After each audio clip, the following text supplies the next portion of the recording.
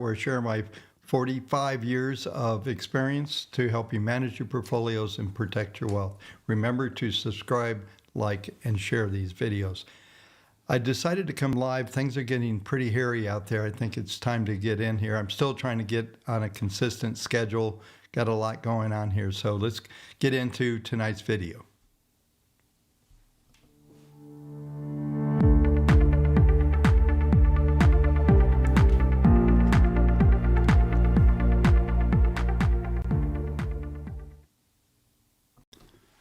Well, welcome everyone. I know there was about a 5-minute advance notice since I'm not consistently coming up every day. We'll see how many people show up here, but I do want to get this video out there. My plan for tonight is to be interactive with you, but I want to go through some of these stocks and some of the elements that are coming into the markets right now. So just kind of a quick review. I'm not going to go on the front end of this a lot, but we'll take a look at the database. It won't be done running for about another 15 minutes. So if I don't cover it, make sure you come back and remind me to, hey, Bob, check out the database up.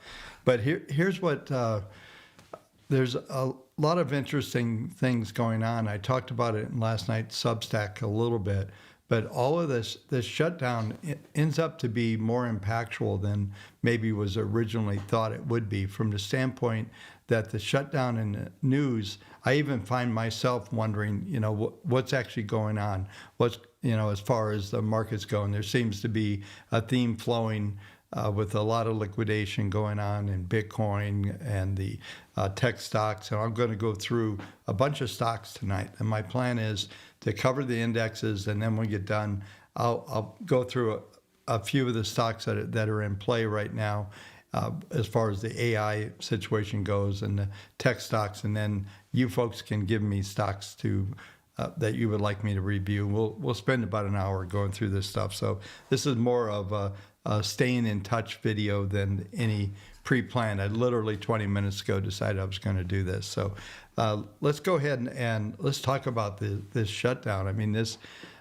I promoted in the Substack primarily is where I communicate most of the time with you. So if you don't get that, you should, because that's the consistent part of at least some of the macro thoughts and things like that. Still using AI sheets to show you what's going on with some of the individual markets that I follow on a regular basis.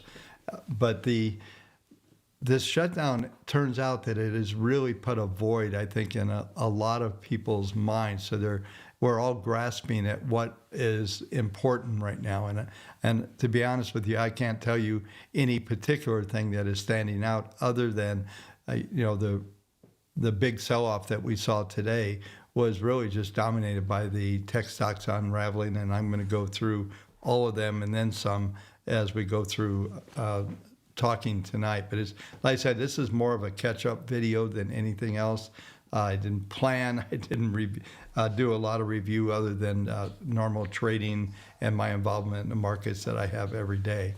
And so I think what we're looking at right now is just a really broken system from the standpoint of just all of the metrics that are coming out. They're talking that, October employment numbers, will never see that ever. They're not even going to hint around what is going on.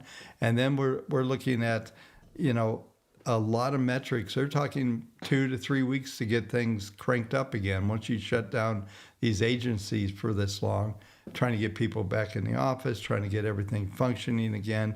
I know there was things going on in the background, but it appears that this is more material than originally thought it would be, probably because it went on as long as it did. And now there's still disputes going on with different things that have already come up after they've signed this new law in place, and at least the government's opening up. The airlines are saying it could be at least 10 days to get things back up in speed. So coming into a holiday. And I will tell you that on the holiday week, I will not be around that week. But I do plan on getting some consistent information out to you folks. And I'm not I'm still trying to put some things together that aren't coming together as fast as I'd hope. But I'll continue to do these little updates here. But as far as I can see right now, markets are going to stay under pressure. I'm looking at, and I'm going to cover Bitcoin because I think there's some real issues going on there. And I don't think they're going to go away very quickly. And what this meanwhile, and I'll go into more detail in this when we cover that market. But a lot of what we're seeing is all the so-called, I'm doing air quotes, experts, the Michael Saylors, all the people that have a lot at stake are screaming, to buy. Meanwhile, it just keeps going down. And I have this. I'll go into more, but I have a conspiracy theory that they're pricing it down and getting people to bail out and to rebuy it. But the downside projections are starting to come into a pretty serious sell-off that's coming, and we'll go into more detail. So let's do this. The database is not run. This is the plan. I'm just going to go right through all the indexes. I want to cover the weekly because I think I want to set up a little bit about how maybe we're going to come into year end because we got to start planning for that. I mean, it's literally, going to be 3/4 of the way through November, and then we're down to, 5 weeks of markets, and there's dynamics that are likely to unfold.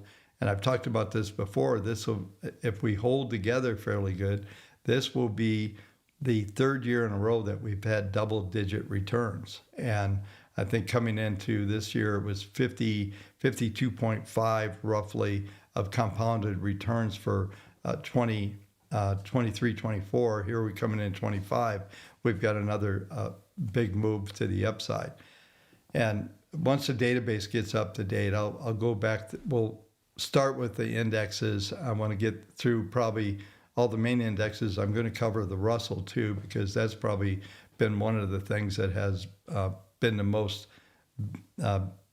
most promoted, that the small caps are going to come and play. And I've continued to tell you they lag. They're going to continue to lag until the yield curve gets straightened out. So let's go ahead and let's get into some of the indexes. So we'll start with the S&P like I usually do here.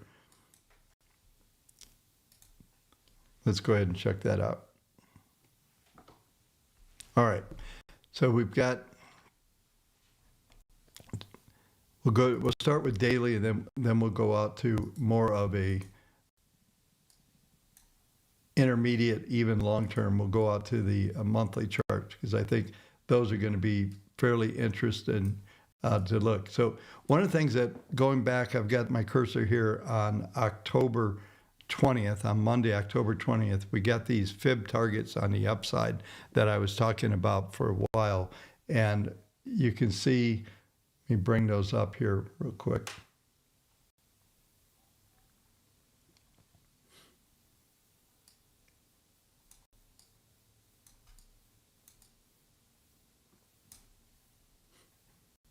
Just trying to get them to show up on the screen over here.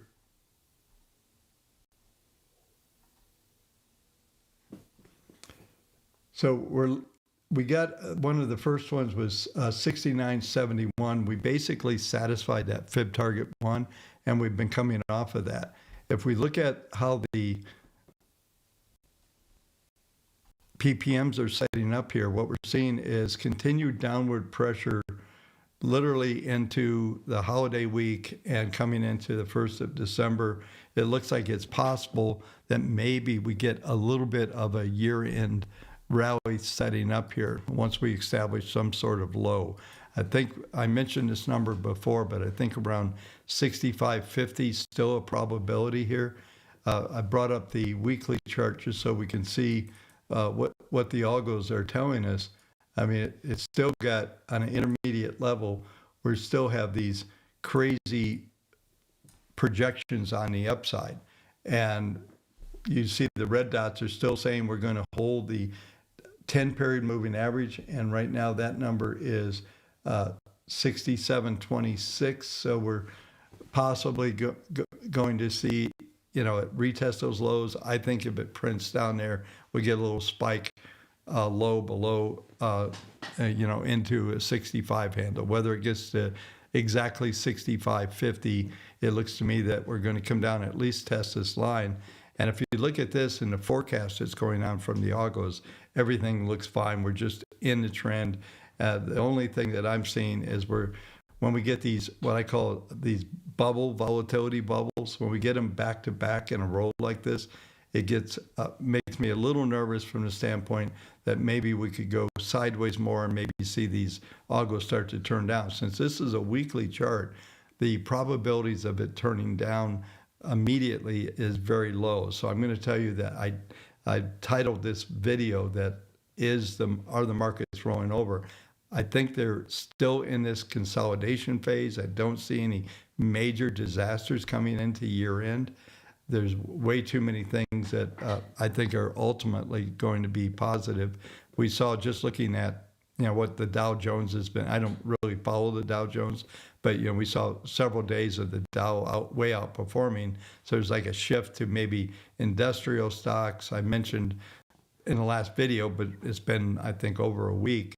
But I was talking about the utilities has rolled out, and that's been one of the, I would call it one of the primary drivers behind the whole energy trade, primarily electricity, actually almost anything energy, right, from the standpoint of creating electricity. So that's been in play as well. So but this chart here tells me, and if we look over here at I talked about this a number of weeks ago, so let me just bring this up. And then a lot of what I'm going to cover here on the S&P will carry over into the NASDAQ as well. It's a little bit different setup, but this is something that I talked about. I first taught you guys this way back during the pandemic days. But this is the pattern when these PPMs down here. So if you own the indicators, another we'll call it pro tip mini class here, and I'm just going to draw all these on. This is the very last one. I drew this long line here. This is important because what it's showing is that the 200 period moving average, now this is a weekly 200 week moving average, is the long-term trend is still sloping, even though we're a long ways from touching it. We got almost down to it in April and we bounced strongly. But this slope is telling us that the longer term trends are going to stay in place. Now we can operate within the different moving averages on the screen, so we could trade, down toward the 40-week moving average, but that would be more. I think it's a combination of the 40-week rising and the market trading sideways and following some of these main trends are here. So this is what I've told you a lot. When you see a pattern like this, you get the big ramp up. I've talked about the half pipe and how momentum ramps up and then it bleeds off. But this, what happens with these indicators, and it basically doing it across the board, as we get into what I call a trend maintenance mode. So it never goes really very negative, and that's why you see the slopes of these moving averages maintaining. As a matter of fact, on a 40, we're seeing it start to expand. So let me show you where we see this. So the PPMs, you can see right here on the 40 is where it starts to expand. When I draw this straight up here, you can see the angle of attack on this moving average starts to get a little steeper. And that's coming in right into January 1st of the year. So my expectation on the way this thing's going to trade is still going to be sideways, consolidation, possibly right into year end, but maybe a little ramp up as we come into January. Typically we'll get a year end rally. Is that going to happen this year after 3 years of double digits? I don't know, but I can tell you that the probabilities of a complete catastrophe and major decline coming from here is not likely. So there's probably 1.5 million YouTube channels right now telling you the market's going to collapse, and there's all kinds of guys and I'm going to go professional analysts sitting in their bedrooms with a couple of screens claiming that this whole thing's going to come apart. The only thing that would cause that is some black swan, something we don't know about. That's always a possibility. And the point of a black swan is you can't predict it. So let's just clear this off here. And let's go to NASDAQ, and I'm going to start with the weekly here. And you can see same type of configuration, same of the ramp up in the PPMs and then the sideways maintenance mode. So these trends are very much intact. And I'm going to go through the whole bit. NVIDIA, we'll just go down the list, and you folks can give me some things that you want to talk about as well. But we're going to just get through the indexes real fast. I'm going to talk interest rates for a minute. I don't think we're going to need to worry a lot about what's going on there until we come into the Fed meeting next month and the end of the year. But this bottom line is all of these maintenance modes are in place. And I'm just going to pop over to the daily for a minute. Is you can see we still have some downward pressure, but this downward pressure is working into these intermediate trends. A lot of times I talk about things as important to understand. Sometimes the short-term trends are dominant. Right now, the dominant trends that are out there are the intermediate. That goes along with the database. As soon as I finish this, I'm going to go, the database should be updated. I'll check that out. And this is the point, is when the intermediate database gets to a certain point, then we're in, that confirms the trend maintenance mode by where the percent bullish is on the intermediate. So let's go ahead and pop over there real quick. I just want you to see this. So right now we're at 69.54. Actually, anything over 58 at this stage is plenty to maintain the trend. So we've got, right now we've got 14,372 symbols, and that somebody pointed out that they thought there were only like 5,000 stocks. Well, this is mutual funds, ETFs, also any bond funds, and stocks. I mean, there's probably most of this is mostly ETFs, mutual funds that are in the database. But what's good about it is they are baskets. We have literally thousands of baskets of stocks that we're doing analysis of that are also showing these trending modes. So even the baskets are positive, is what this tells you. So with a 69% bullish mode, that's pretty good. Let's just take a look and let's see if the daily has updated here.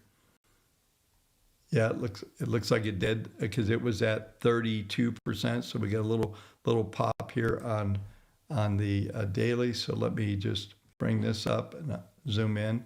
So we had just around 1,000 exits on the database for tomorrow. And so that brought it from down a few percent from, I think it was 32 last night, down to this 27. And so 22 is the only number that matters. What this is telling us is what I was just talking to you about, is that the short-term database is in a sideways consolidation with a downward bias right now. If we break 22, there could be further liquidation. And all that's going to do on the intermediate is cause the intermediate percents to drop back a little bit, but not to the point that it's catastrophic.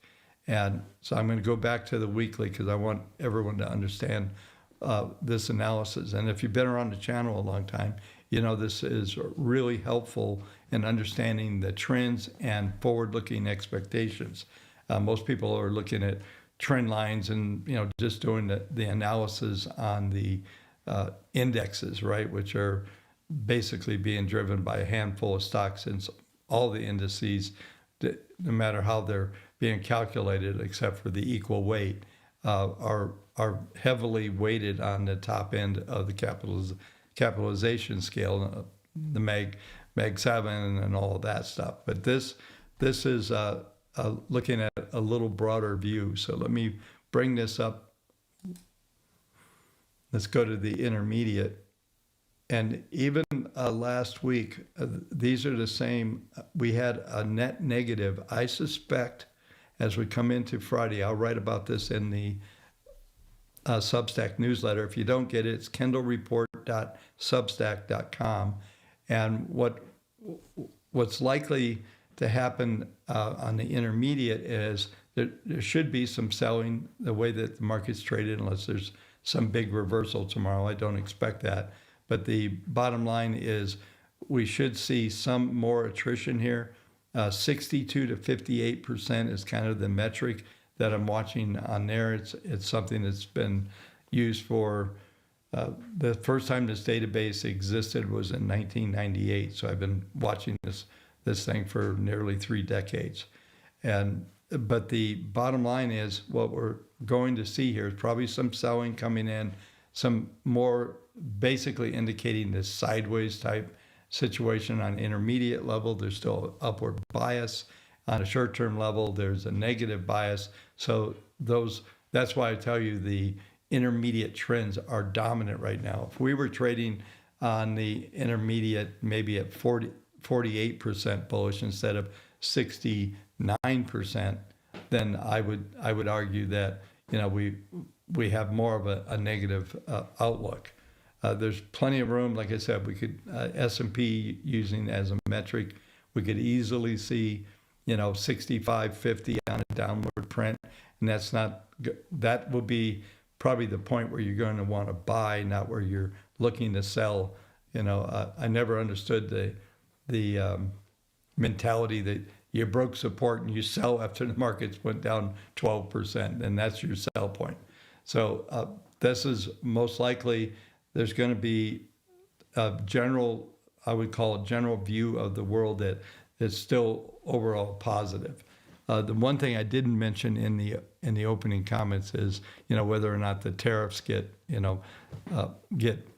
taken out or not, being reviewed in the Supreme Court. We'll see if there's any effect there. I don't have any way. There's nothing that you could look back on, or maybe I'll come up with something that we could put into an analysis and try to come up with the thing. I know a lot of people thought they'd reopen the market and we'd rally. We went down 1.5% plus today across the board. So that it's pretty obvious when these events come that most of the time I always say the market's going to go in the direction that's going to hurt the most people, and that was what it did today. So let's move on. Let's go. I said I'd go to the Russell. So let's go ahead and go back and talk about some of the things there. I'm going to use the cash market on this, just so this is a daily. But I want you to notice that, the Russell, as everyone knows, I mean, it finally made an all-time new high. 4 months after the S&P did, or something, maybe 5 months. So it's still a laggard in it, and it's going to continue to lag from the standpoint of the standpoint of this yield curve situation. And I'm going to touch on that, and hopefully, let's see where I'm at. Yeah, hopefully I'll be done with all this in the next 7 minutes, and then we'll get into stocks for the rest of the show here. So let's go ahead but you can see, look what's being forecasted, another move back to the 200. And this is daily. So over here is 24. We went down, this is the April lows, and now we're probably going to come back, work our way back toward this level. And I went on this forever, right, that there's no way that we're going to get any kind of significant move in these stocks unless there is a steepening yield curve. And right now we're basically flat. We're 375 on the front end to 4, and we're 4% on the 10 years. So it's still flat. We need at least a 75 basis point differential from the front end of the curve to the 10 year. And until we get that, this is what we're just going to be hovering around this 200-day moving average. There's nothing special going to happen here.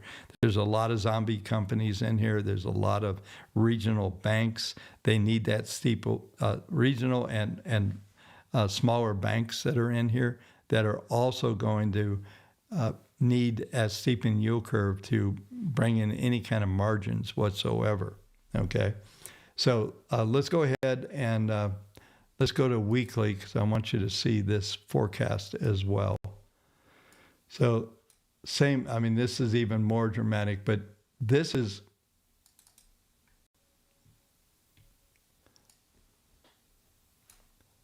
I just want to get a view so you can see. This goes back here.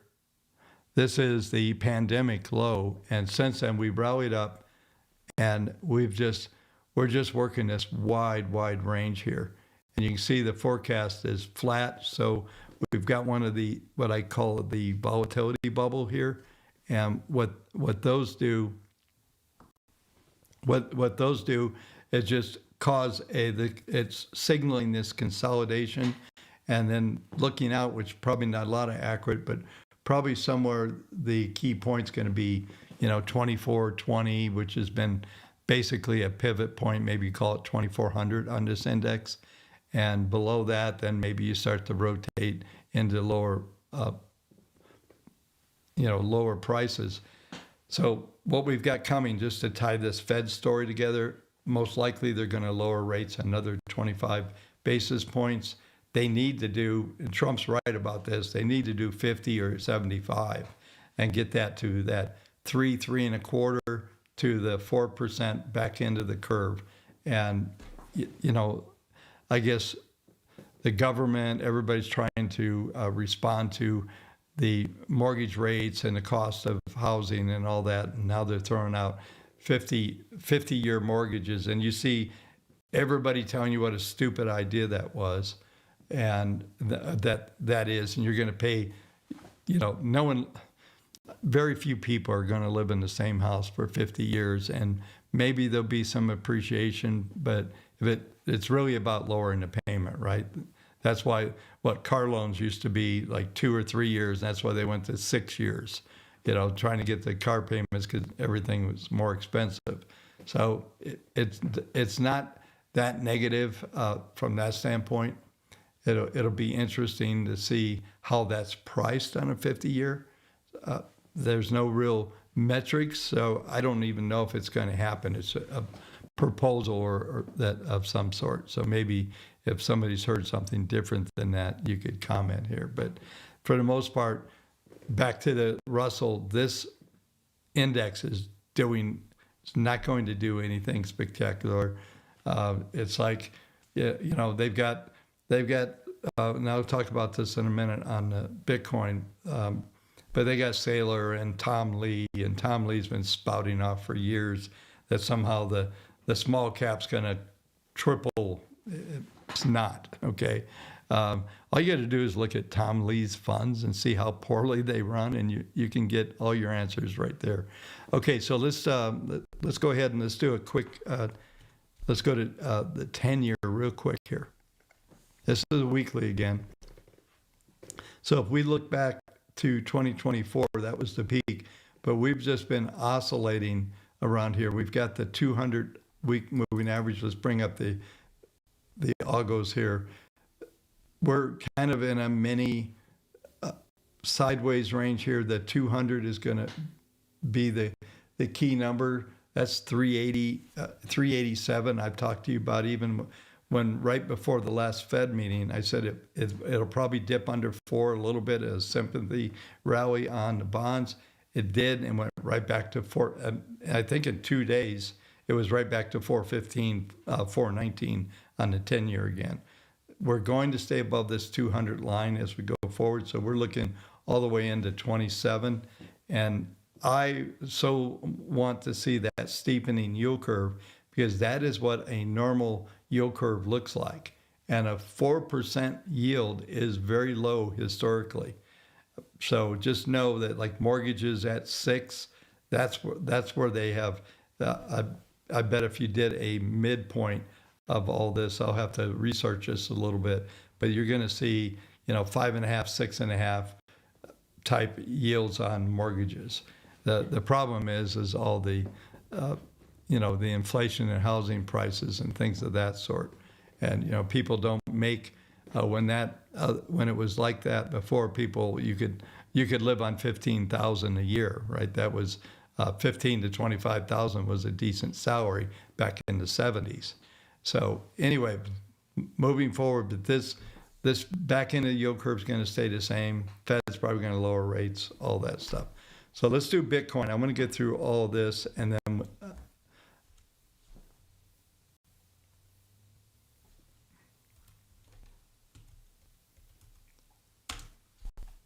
I usually use BitSnap as my.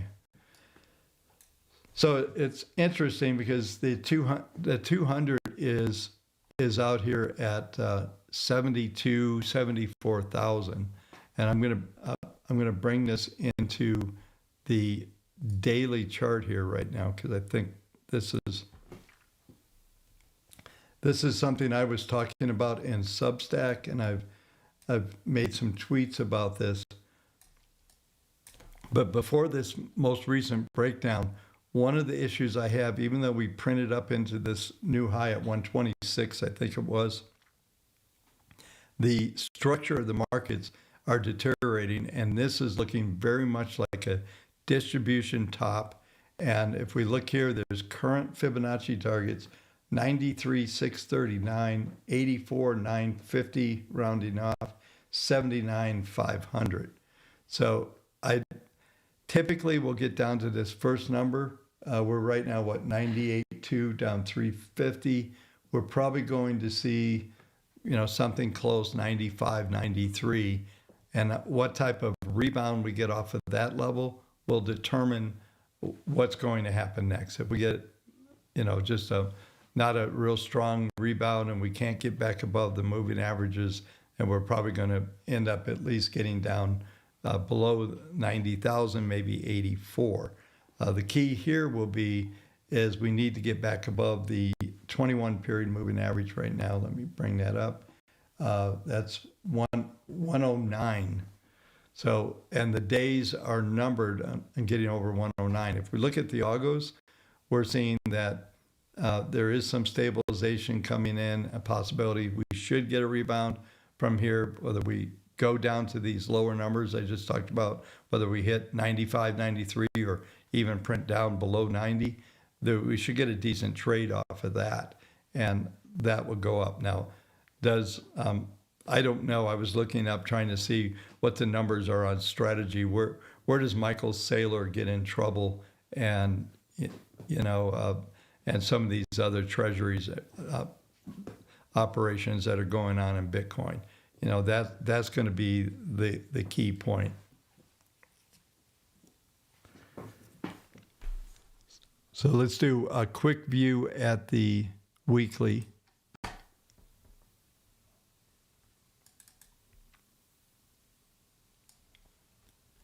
See, this is where the distribution starts to show up pretty good. It looks like maybe we've got the bubble formation. Where the volatility on the market grid is blowing up, so we're probably going to stay in this range.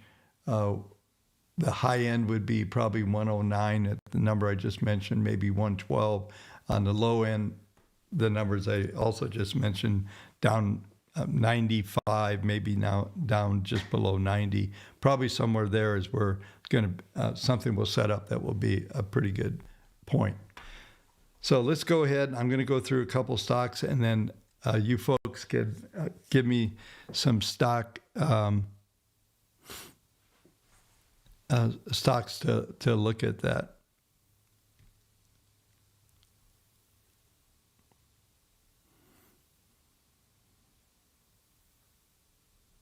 One second, I'm just reading a couple comments before I go on.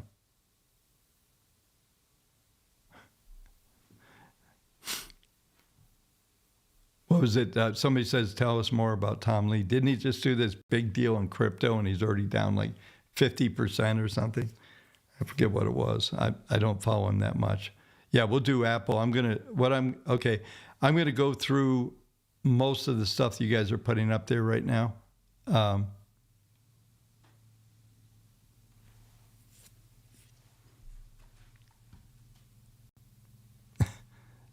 Yeah, David, you're right. I know you've been around the channel for a while.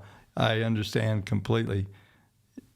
Yeah, that's 79 and 1971, 72. I think I made, I was just got out of college and I was like literally working and maybe making 20. I was making probably 25,000 a year, which was pretty good wages at that time. I was in the real estate business. All right, so yeah, let's see here. I'm just looking at some of the things you folks are putting up there, and yeah, we'll take a look at a couple of things here. Let's go and do this. Let's go ahead and we'll start with, I'm going to go through some of the stuff that you guys are talking about already. This is NVIDIA. Let me keep blowing up here. This is a classic, what I call the classic bubble mode, where we get this huge expansion. And so this, I'm going to draw in what this is going to look like, and I'm going to compare this stuff. And a lot of this is going to carry over into other stocks we're going to look at here in a minute. Where am I at? 36. I got 25 minutes. We should get through a lot.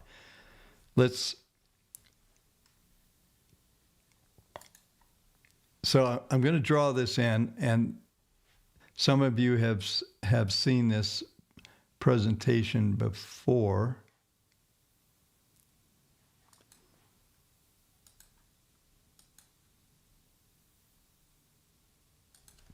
But this market grid, when it blows up, you'll get a big expansion. I'll draw in some lines here, like here, and then it consolidates, it contracts. In this case, it dipped down, but you always get one of these contractions before the next move is indicated. So I'm going to draw in what we're doing currently on NVIDIA. Is we've got, I'll darken these lines in here. So this is the market grid. So what happens out of this as we go through the next several weeks, we'll see the market grid start to collapse in. I'm making up this, obviously. But what will happen once the volatility level contracts, then we'll be able to determine what the directional move will be, whether we're at this level, whether we're going to come down here or rebound, or maybe even set up a right shoulder type formation on the upside, then maybe a rebound. But we're definitely at a point where I would say max current valuation is there. So if I back out some of this stuff, we should see something like this during this time. What will happen with the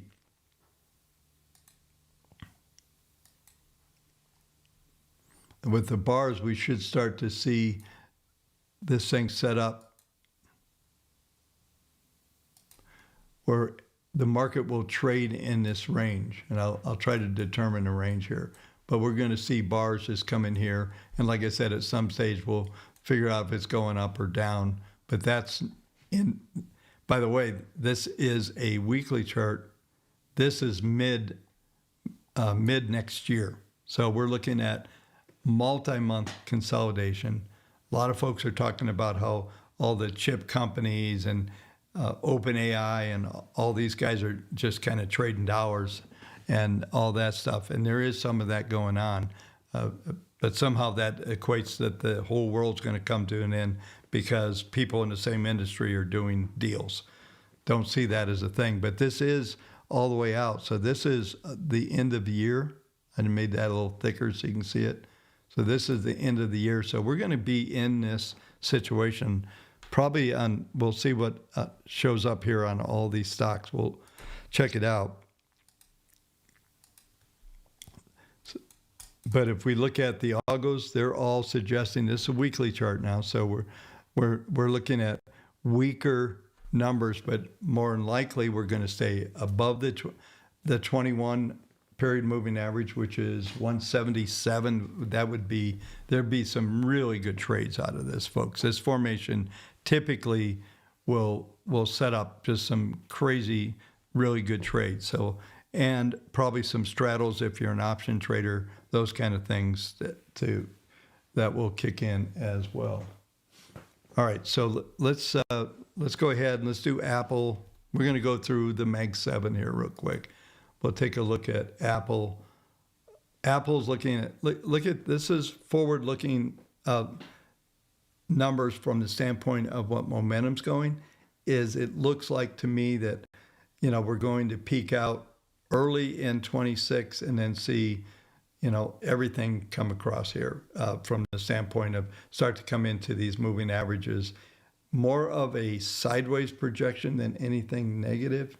We do get, if we look out and if these projections are anywhere close to right, then we get slightly negative. We don't get like super crash negative. I'm not a hypester. Those of you who've been around the channel know that. So what we're looking at is more of a consolidation. The line that we'll probably be paying attention to will be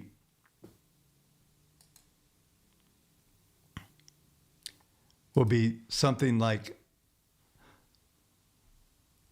right here. This line here will be our support, and we'll probably get some kind of consolidation in here like this. Let me zoom in a little bit so you can see that a little better. But yeah, we just get maybe we come down to 21, but we bounce around here. You can see the red dot, which is forecasting the next several, we'll say month and a half of price action into year end, we'll call it, is really kind of staying above this 10 line right here. This is a pretty solid support from that standpoint. So no, I don't see the disaster. Okay, is what I'm driving at. I just don't see that that's going to be the thing.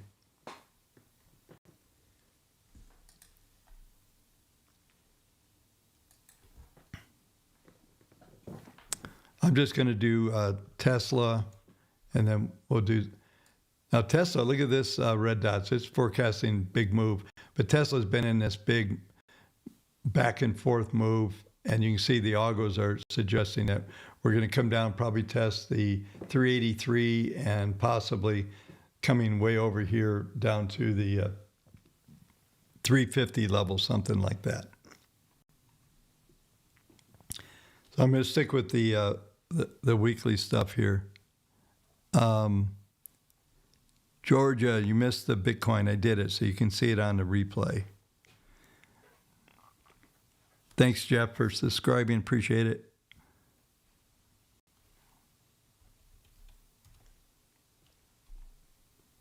So somebody said open. Is this right? Yeah. Okay. I don't know these stocks, so I have no opinions. This is a real-time analysis. Not getting. Let's go to daily because the algos. There's not enough data in this chart to get this. Here we go. So yeah, just kind of sideways on this stock into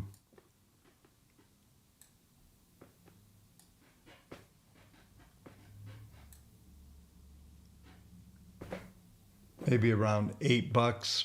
Probably call it $7.50 to $10. Looks like a sideways. Probably peaked out here. There is some still upside, so we could see a little bit more on that. So that was kind of. So let's go ahead. Yeah, I'll do gold and silver too before we get out of here. How are we doing here? We got 15 minutes.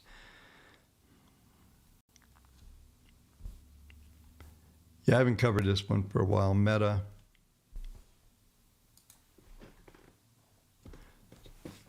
So folks, just for the record, you could have this analysis right on your screen. One of the things I'm going to be doing is doing some education videos, but all you got to do is go here and you can get the indicators. And so you go to kindlereport.com/indicators and you can find out more about how to get this. And it's reasonably easy to do a lot of this analysis once you understand how these indicators work.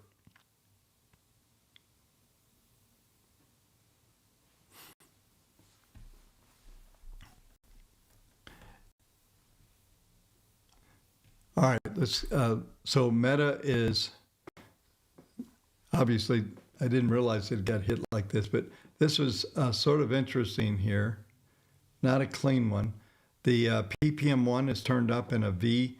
One of the things, this pro tip that you folks can watch for that have the indicators already, is look for when at least PPM 1, 2, and 3, if they turn up into a V like this, that's incredibly bullish. And typically, the forecast will let you know it's going to happen. Where this is on a daily chart right now, I'm going to move it over to a weekly, but watch for those formations. And what you'll get is you'll see the solid white line, which is the current value of those PPMs. And then you'll see the dotted forecast, and you see them all turning up. So what will happen is you can put a trade on for a turnaround on that next bar, and whether it's a daily, weekly, it could be monthly. And if you don't get all three when you get the next bar to come in and they all don't turn up, then you want to put a stop underneath that level or just cover the trade. But when they all turn up, it's usually a monster trade. There's an inverted, what I call the inverted V, which is when at a top when they all turn down. And in fact, let's see here. Yeah, right here. This is kind of interesting. Let me zoom in on this. This is a daily. So this big gap down, all of the indicators I was just telling you, they all were forecast. Right here on, hang on, I got to zoom up. On October 29th, it was forecasting a V, inverted V, and you can see the market just collapsed down here. So literally, we'll call it the day before. So this would have been, you would have been selling on that next bar, maybe buying some puts. But you can see, just like you see the dotted lines here, you will see the dotted lines will forecast that V. And when you get that, whether it's down or up, whatever it is, you literally can put that on even at the close or the opening of that next bar. And it's a monster trade usually for at least 3 to 5 bars after it. Sometimes it can expand. In this case, it expanded. And now we're getting the first signs of a possible little bottom on Meta here on a daily. Let's take a look at the weekly quickly. I'm going to just keep going as fast as I can to get through this. Yeah, so, here we go. Look at this.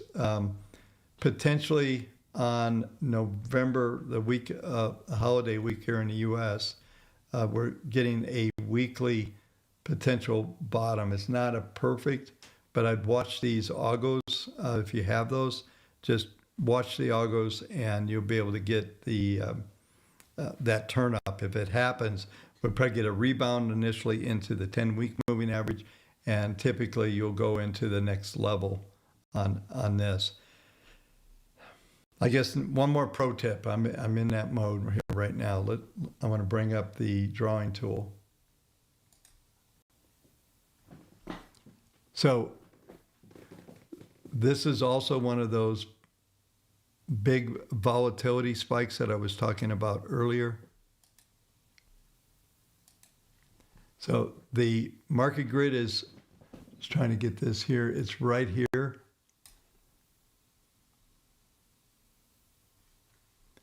It's right here. I'll draw in the line. So we're going to get one of those bottom formations where the volatility is going to come in. The bars that are going to come in are typically going to stay within that market grid line. And we've got forecasts. This one isn't very clean here on a weekly, but we do have kind of a forecast here that the momentum's going to bleed off, and we're going to be able to go up specifically on the 10 paired moving average. But we're also, by the way, we're looking at, this is way out in the first quarter. Didn't draw that line very good, did I?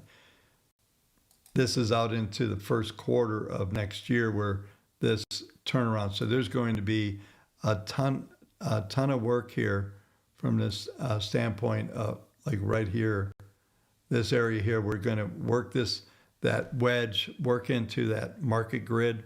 And once the market grid stabilizes, the volatility collapses and narrows, that's where you'll get the next directional move.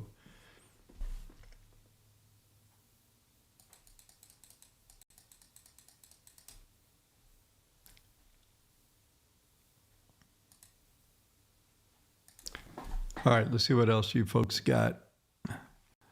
I promise what time we're getting. I promise gold and silver.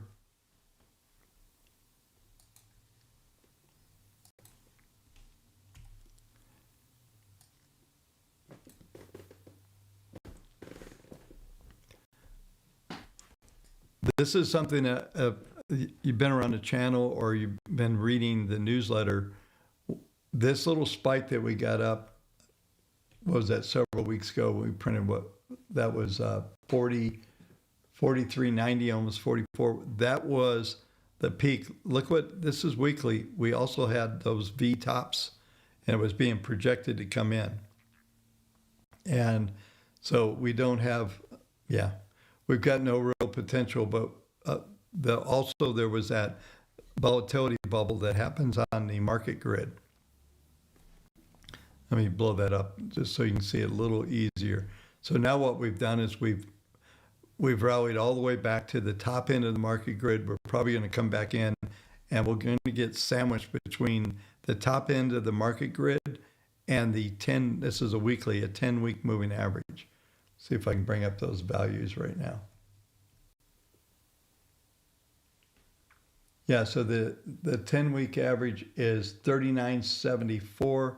The top end of the grid is 42.43. What did we get high? 42.60. So we printed just above that level.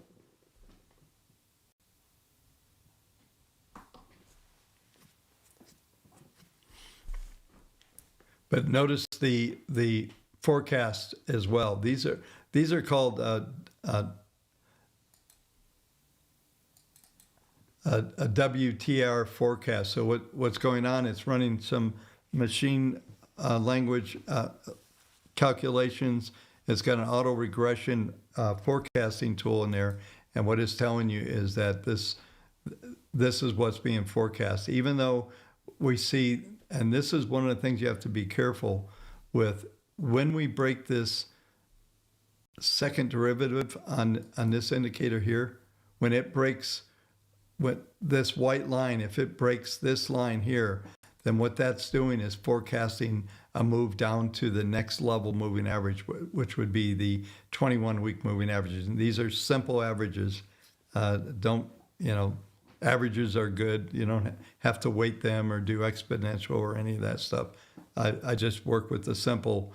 But all we need to know is that this is breaking down and the next level is still maintaining during that time. So that tells you your support level, which is rising this is weekly, every week is going to go up. And that lower end of that level is, 3,800. And we've already printed, what did we print down to? Was the lowest we got to there, 39.35. So we could take out that low, but this is the forecast. We also got some other things that happened here, which I'll go from there. Let's do silver. I haven't covered silver for a while. So yeah, this is an interesting formation. So silver, this is weekly, got this big move up this week, right up to $54.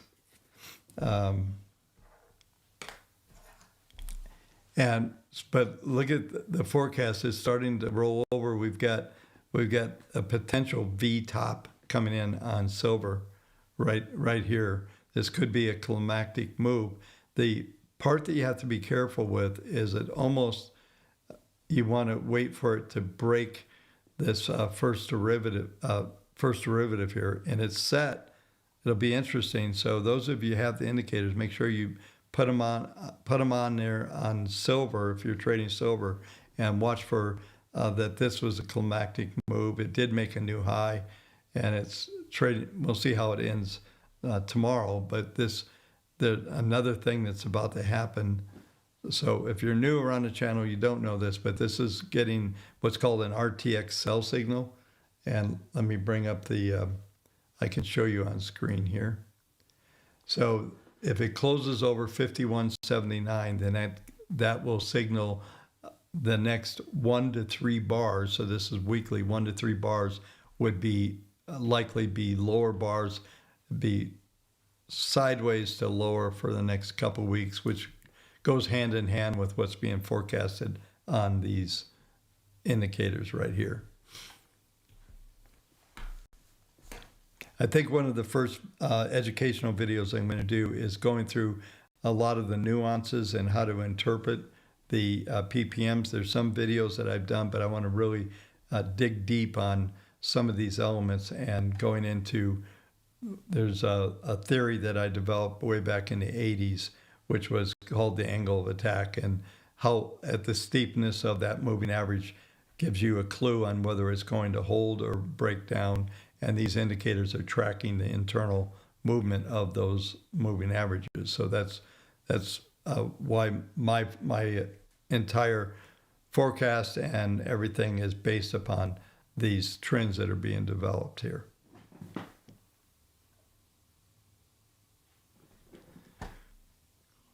All right, got through that. Let me look at some comments here. We got another 4 minutes or so, and I'll come at and entertain some.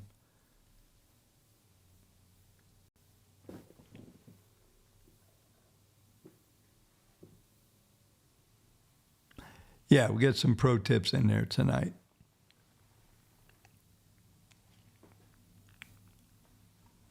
Yeah, so those are some good things to watch. Those of you that are on there is a private Discord when you get the indicators as well. And I'm going to be working really hard first of the year to really get that going. I'm going to be reaching out. There's some folks that are fairly active in there, but I want to make that a real viable Discord. And I'm thinking about doing some public access and see how that works at some stage here.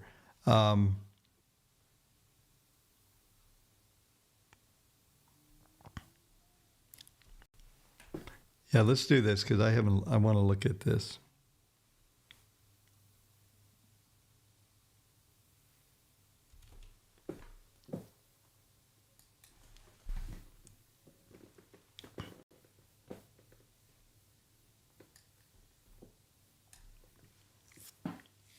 Yeah, so I put up natural gas up here, and it does look like we got a decent little rally coming, possibly challenging the 10-week moving average there. This is weekly. I'm kind of staying with this.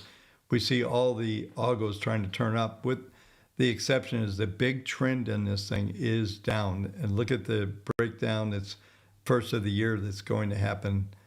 That's interesting, especially in wintertime. But all that's doing is forecasting that this 200-week moving average is going to continue down. And probably at some stage in the middle here, around 24, something like that, is where, 2024 is where it would normalize. But all of the weekly charts, intermediate trend is up. You can see the trending value here. That's $20 where my cursor is there, and that's April of 26.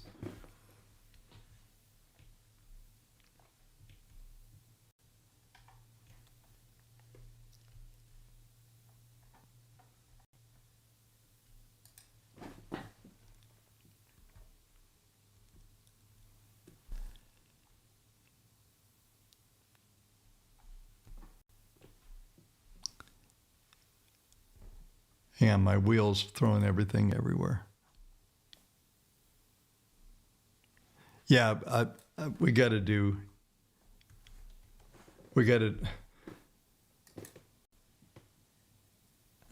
the what I call the Ponzi scheme. Bitcoin won't go up until Michael Saylor fails. And I will put that out there for fun. That'll get some people to comment on there. But yeah, so we're probably heading for the 200, maybe. That's going to be a problem.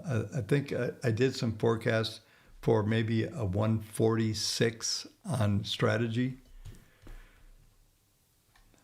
it doesn't look very healthy, and it hasn't been. And it's amazing that Michael Saylor can go on TV and say some of the things that he's saying. It's unbelievable, actually.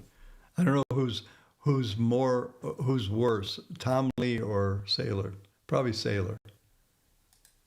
He just says things like it's matter of fact. And whenever I see things like that, that just always keys me into that. But yeah, this is a big downtrend, very substantial downtrend pressure. We could trade back up to the 10-week moving average. That's probably 240, something like that.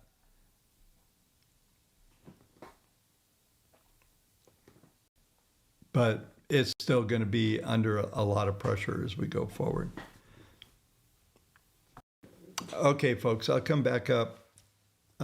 I appreciate everybody showing up. We had quite a few for just kind of impromptu.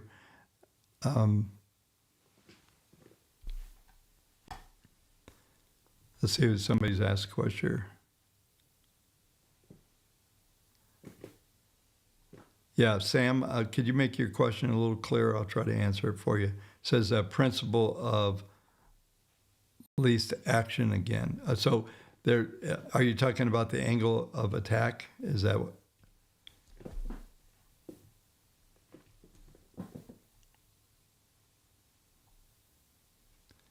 Yeah, I mean, if you want to go, lower highs clearly visible. Yeah, whatever.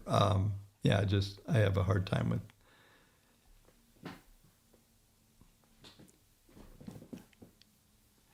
Somebody, let me bring this up on screen. I'm looking. We could do hours, but I need to move on here pretty quick. But I'm going to bring the screen back real quick. DXY, the Dow.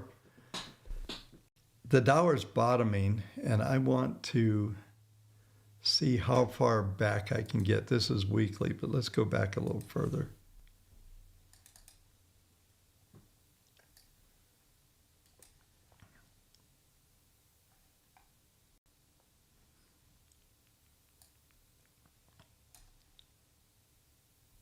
I'm hoping, yeah, good. So I started in 1979, right at the bottom of the Dow, and the Dow was rocketing. All the currencies were getting hammered. It was, and then it just turned around. This is 1987, this big decline. This is from 85 to 88, and back in those days, we had the Treasury bonds and interest rates were declining from the early 80s. Let me get this date again.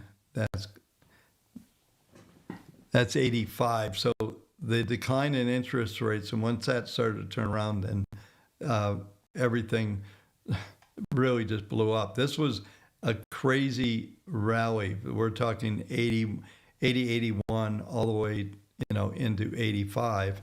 And I believe the GDP number in 85 was the high print for that decade, which was, I believe it was 8.4% GDP in 1985. You can fact check that, but I believe it was 85. And then everything peaked out. And of course, what we're also looking at here in the decline of the Dow was the 87 crash and a lot of other elements that were happening at that time. So, but my reason why I brought up this longer term chart, if we look at this, the Dow has been in an uptrend, since the GFC, the Great Financial Crisis. We've been in an uptrend, and now we're touching almost to the 200-day. I'm going to bring the Augos up. You can see basically we're kind of in this 200 is in a place where we're into that trend maintenance mode. So bringing back the chart a little bit, let me zoom back out, is what we're seeing here is this is the baseline for the Dow to remain fairly stable, and that line is 91.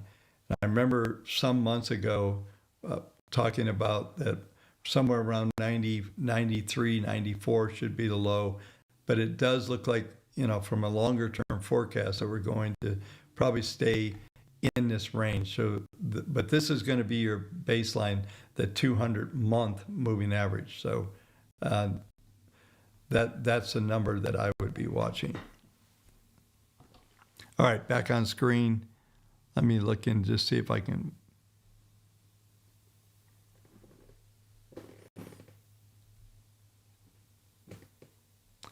Yeah, so somebody's talking about the AI build out. One of the things that I've been talking about in AI, we are in that infrastructure build out phase. And yeah, Tom Lee's been very, very correct on his calls recently. Have you followed him for the last 25 years? The guy is a joke.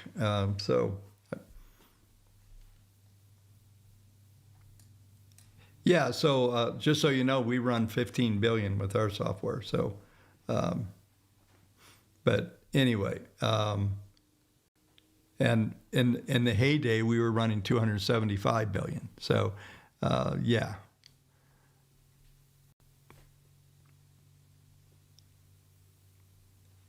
Yeah, Andrew, I said earlier, this is not the start of a crash. There's no crash metrics going around. Think about what's going on. If half of the promises of capital investment in the United States of America happens, just half of what we've seen on all these announcements, there's no way to have that much money coming into the country and you're going to have some collapse. And unless there's got to be something happening that we don't know about. The known knowns, remember Rumsfeld, the unknown unknowns? But basically we know what capital investment looks like for the next potential 5 to 10 years. And everybody wants to be part of the growth of the planet. It looks like I would agree with Trump that this is the place everybody wants to be part of it and build it here.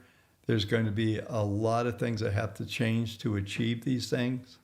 And I've got on my other monitor, I've got a vertical monitor, and it's replaying. It's got Optimus to build 1 million new robots every year. So you want a lot of the robotics and other things that are going to happen. And I've told everybody the day I can have an Optimus robot in my home, there's one there. Okay. Even if it's doing laundry, I think the robotics are what's going to save us. It's too late in this show to go into the demographics that are about to happen, but we're going from the millennials, which are the largest group, bigger than the boomers and my group, and you fall off a cliff to the Zs, and then the alphas, where you're going to be population is just going to collapse. And so you're going to need the robots. Everybody's like, who's going to build everything? It's the robots. That's what's going to happen. And that's going to be perfect timing. By the time the millennials are rolling over and getting old, and they're 15 to 20 years out is when all of this technology, in my opinion, maybe I'll still be here to talk about it, but that's where all the growth in robotics is going to fill the gaps and all that stuff. So maybe we end up like in the movie Wall-E. I'm not sure about that, but anyway, those are things that are going on.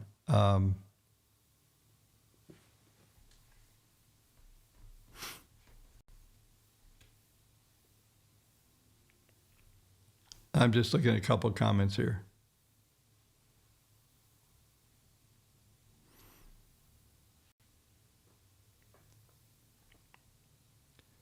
So, a couple more.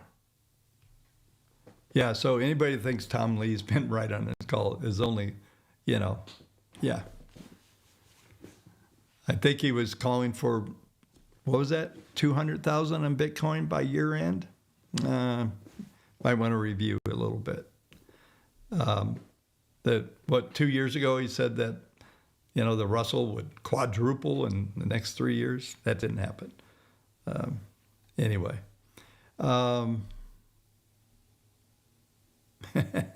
Yeah, looks like my Porsche.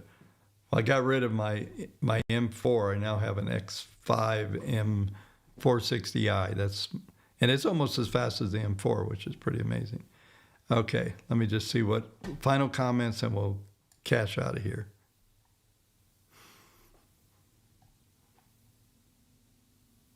Yeah, and Tony, you're probably right. Yeah. Yeah, and by the way, China's got even a bigger problem than we do here. They're going to lose roughly 300 to 400 million people in the next 30 years. So they're going to need them too. But do you need that many workers if your population is collapsing by 30 and 40%? I'm not sure. But yeah, so interesting conversations. Hopefully I'll be able to be part of this world for a while. Still doing well, trying to get some things going. I'm just migrating after a catastrophe in the family, but as they say, life goes on, and so am I. So anyway, folks, I'm going to close out here. Thank you so much for watching, and I'll try to get up maybe in the next week, maybe a couple times next week. I'm going to be out of town the following week, and then I might be out of town for a couple weeks. So we'll see how it all plays out.